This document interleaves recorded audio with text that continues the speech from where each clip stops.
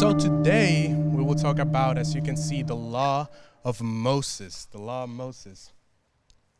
And again, like I said, I wanted to do this teaching because I want you guys to grow in historical documents and context. So, the law of Moses. But first, before we get to the law, who is Moses? Who is he? Can somebody in here tell me, what are some of the most important things that Moses did? All right.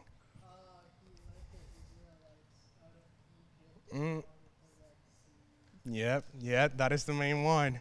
Can we go to the next slide? Show them.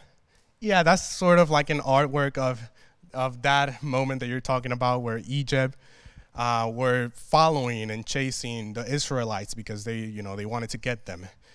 What is another thing that he has done? Does anybody know? Derek?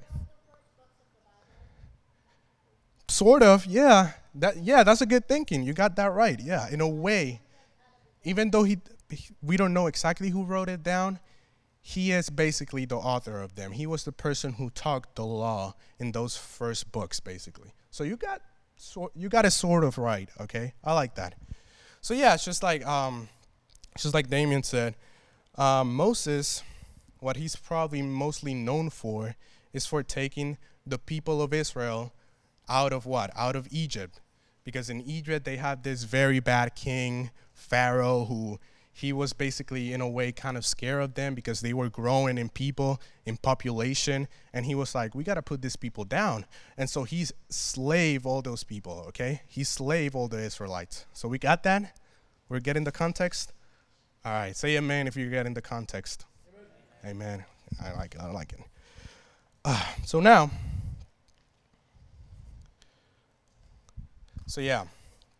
now another thing that he's mostly known for that many people don't talk about, but Derek actually said it, is that he gave the law to the people of Israel, okay? So he was like this mediator too. He was like this mediator between God and the people.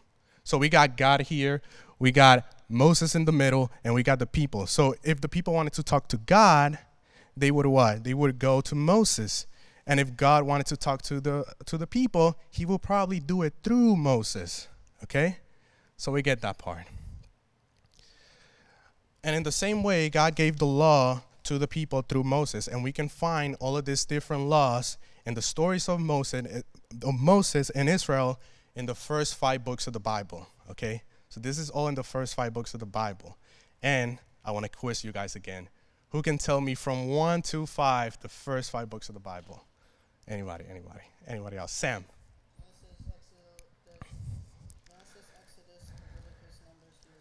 Okay, that's good. If it was me before studying this, I wouldn't know.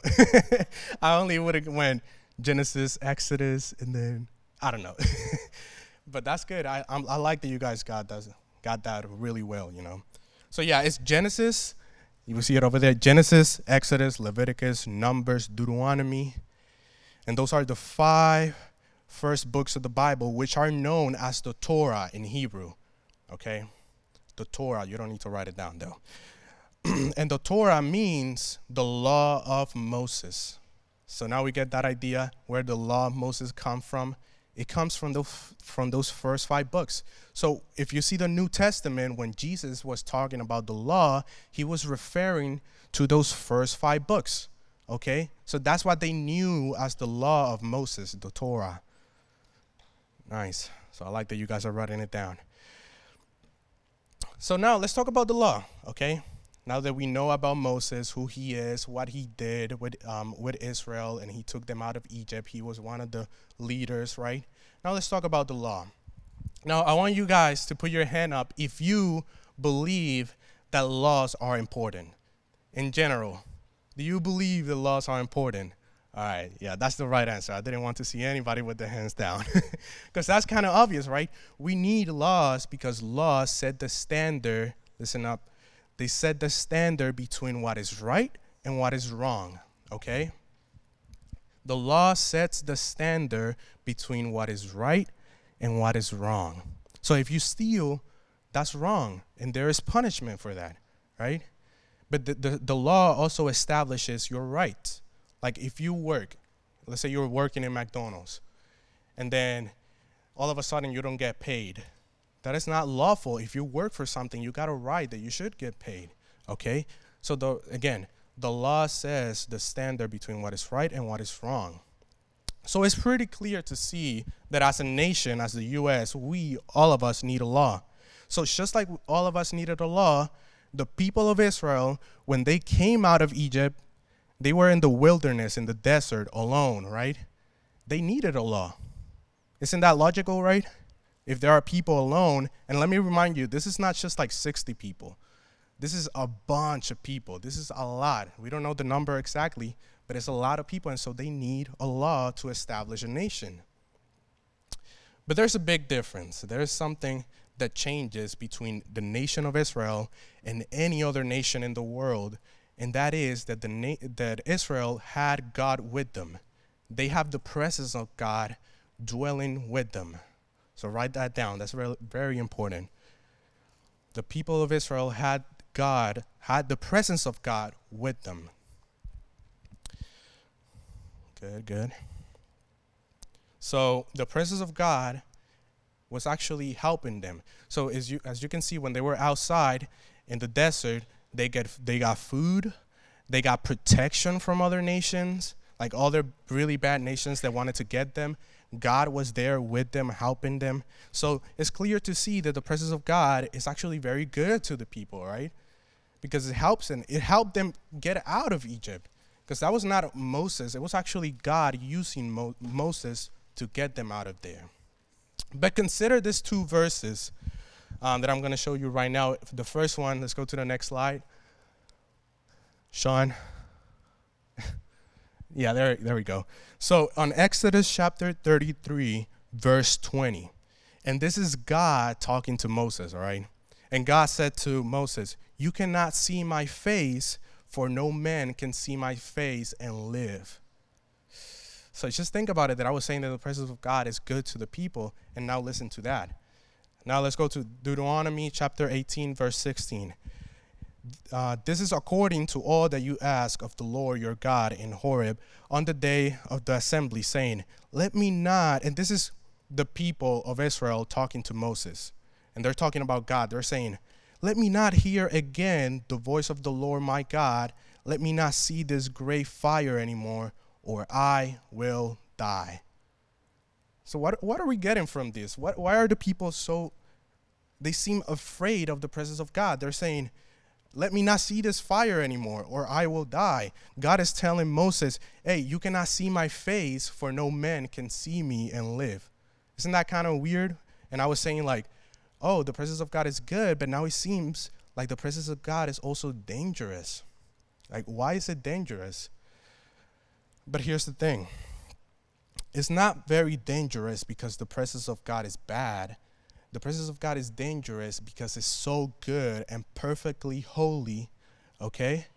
It's so good and perfect that anything that is sinful, anything that is evil, anything that is wicked is actually in danger in the presence of God. So we get that part? The presence of God can be very dangerous to something that is bad. Another thing that we forget about God too is that God is a God of justice. And so bad things and sin will be punished, okay? So as good as the presence of God is, it can also be very dangerous to sinful people. Let me repeat that. So as good as the presence of God is, it can also be dangerous to sinful people. And so this is where the law comes in, okay? So today, this is the whole point of talking about the law. The law comes in because the law, in a way, is made to allow Israel to dwell with God, okay? To make them not to sin so that they can actually live with God. That's the whole point of the law right there. So it's not only to establish a national law, like I was saying in the beginning, that I said that is to create a nation, but it's also so that they can be with God. Now let me show you an example of how the law is given. So let's read on Exodus chapter 35. And the next slide, there it is. So even if you don't understand this, you'll get the idea when I explain it. So this is sort of how the law looks like when you read it, when you go through Exodus or Leviticus. let every skillful craftsman among you come and make all that the Lord has commanded.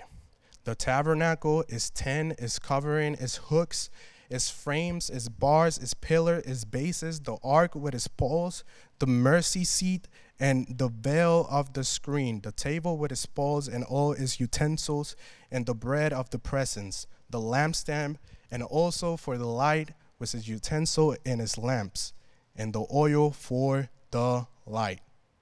So you probably didn't get that, and that is fine because we actually need a lot of context for that. But what I just read is a bunch of instructions. That's what it is.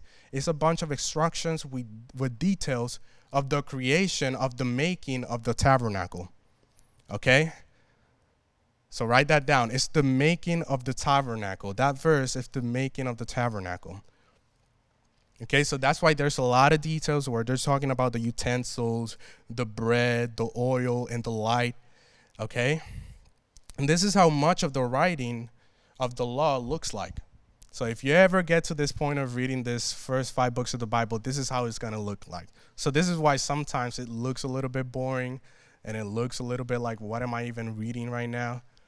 But it shouldn't be like that because this is the law of God. And anything about God you should like to learn, okay? But that is fine. The law is going to show you what to do, what not to do, on punishment or rewards, on how to make this or how to make that. So again, going back to this verse, they were talking about the tabernacle, okay? So let's go to the next slide to see what the tabernacle looks like. So there it is. You can see that it's a tent. It's basically like a tent, but it's not just like any other tent because it's actually in the middle of the people, okay? So this is supposed to represent the house of God, okay? So we can see around. It's a little bit hard to see, but on the back, that's all the people of the nation of Israel. And in the middle, we got the tabernacle, which is the house of God, where his presence dwells. Now, there are many purposes for the tabernacle, okay, that I'm not going to be able to explain to you guys today because it's a lot, okay?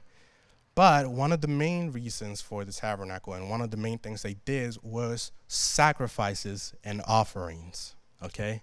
So write that down. The tabernacle, they did sacrifices and offerings.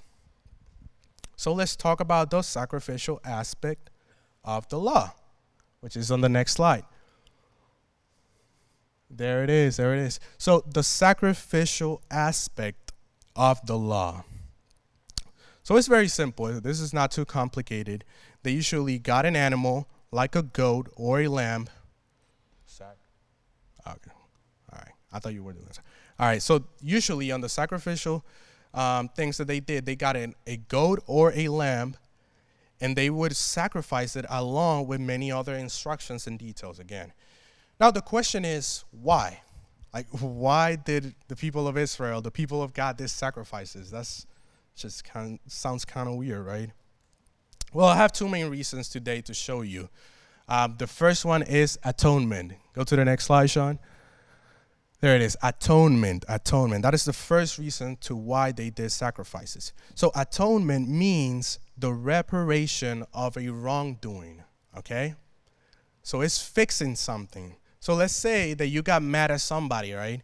And you broke their phone somehow, right? You got really mad and you threw something and you broke their phone. So now the way that you atone for that is by buying them a new phone, okay? Or by fixing the phone that they had. So that's the way that you atone for whatever you did.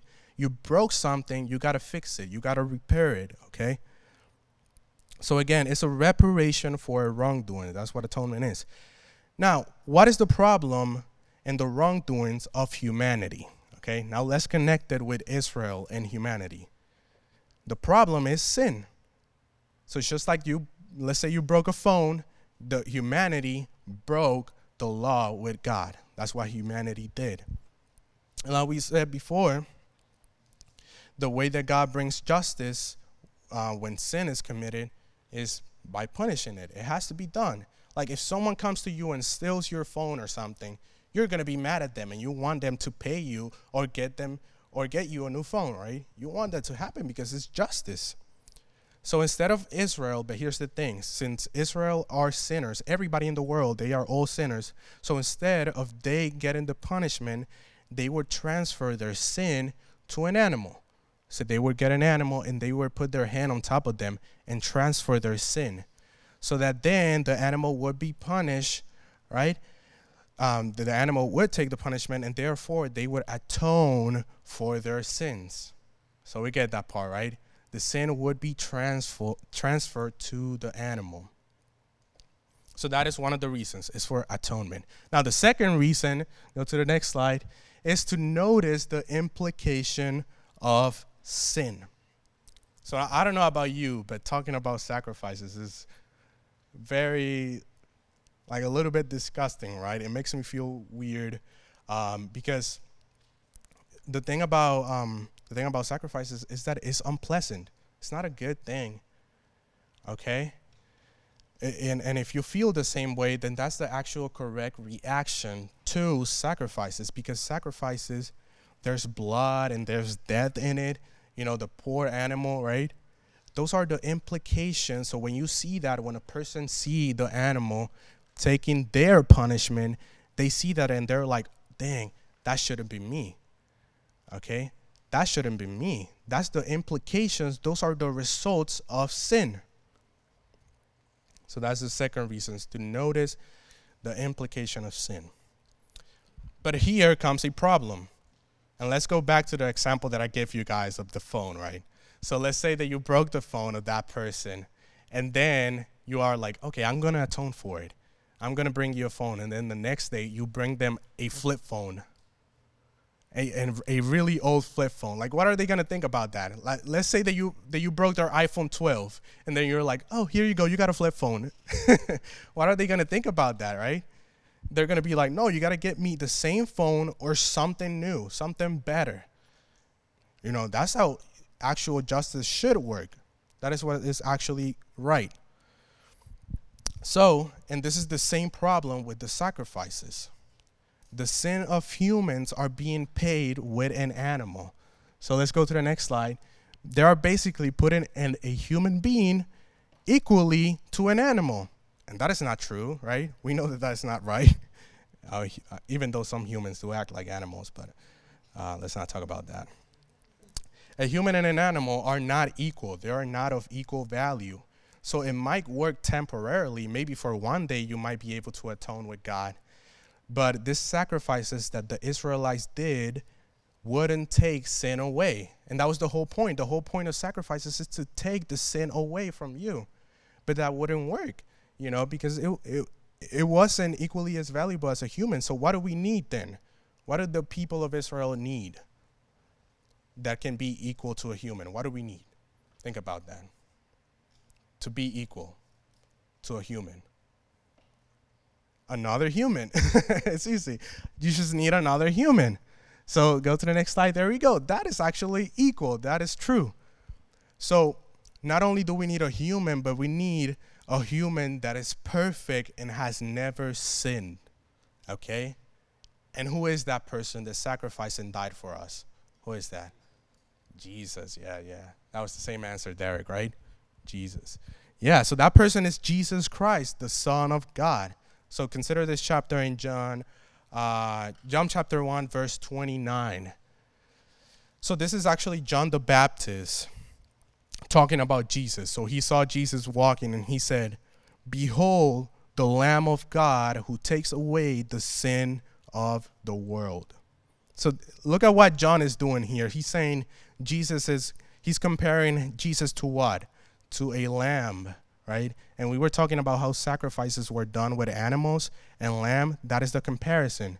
Jesus is like the lamb that takes away your sin and dies for you. That's what Jesus did. But here's the thing. It works because he takes the sin of the world. As you can see, he takes the sin of the whole world completely. That's what he does. So it's not like the animal that it was temporarily. He takes it completely. And this is why we don't do the law of Moses anymore. So even though it's in the Bible, even though if you read through Exodus, like we said, Exodus, Numbers, Leviticus. We don't need to do all those laws that we get there because the law was fulfilled with Jesus Christ when he died on the cross, okay?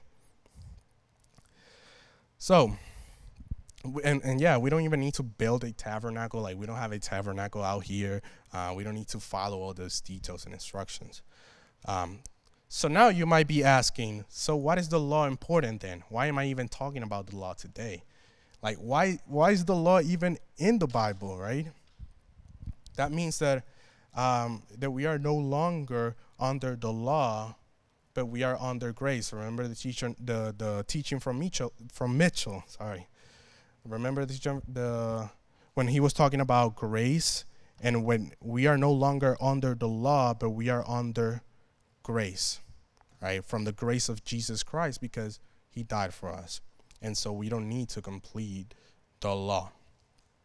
But why is the law important then? Well, there's a couple of reasons that I want to talk about. And there are only two, actually.